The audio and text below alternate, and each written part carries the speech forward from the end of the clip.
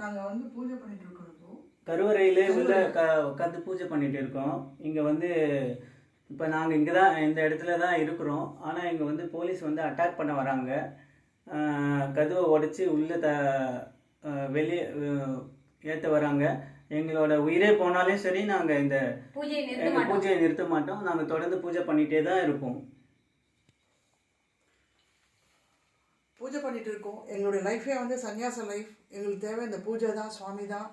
நாங்கள் பூஜை பண்ணிட்டு இருக்கோம். போலீஸ் வந்து அட்டாக் பண்ணதுக்கு ரெடியாக இருக்காங்க. கதவை வெளிப்பக்கம் லாக் பண்ணிட்டு போயிருக்காங்க.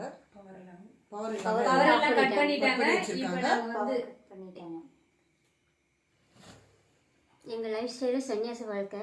நாங்கள் தொடர்ந்து பூஜை பண்ணுறது எங்களோட வாழ்க்கை. இது எங்களோட உரிமையும் கூட. ஆனால் அவங்க வந்து இருக்கக்கூடாதுன்னு வந்து கதை தட்டி போய் உடனே போகிறாங்க. குண்டாஸ் வந்து வெளியே கதவை லாக் பண்ணிட்டு போயிருக்காங்க. கரண்ட்டையும் கட் பண்ணிட்டாங்க. இப்போ எங்களுக்கு வந்து எமர்ஜென்சி சூழ்நிலை வந்து ஒரு இந்துஸை வந்து ஒரு தனிப்பட்ட முறையில் பூஜை பண்ணுறதுக்கு கூட வழி இல்லாமல் வந்து கதவை வந்து லாக் பண்ணிவிட்டு நாங்கள் போய் இப்போ வந்து போலீஸை கூப்பிட்டு வந்து உங்களை வந்து அரெஸ்ட் பண்ணுறோன்னு சொல்லிட்டு போயிருக்கிறாங்க.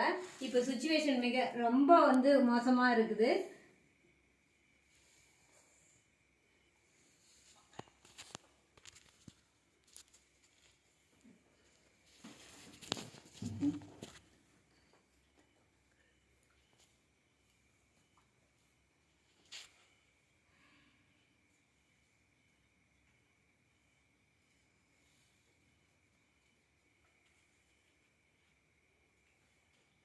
ஆக்சுவலி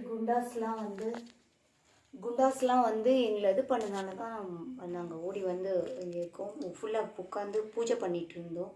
எல்லா பூஜையும் ப்ரேயர் பண்ணிட்டு இருக்கும்போது நாங்கள் இப்போ ஃபுல்லாக கம்ப்ளீட்டாக உள்ளே வந்து நாங்கள் இப்போ கருவறையில் வந்து அடைக்கலாம் ஆகிட்டோம். கருவறையில் வந்து அடைக்கலாம் ஆகிருக்கிறோம்.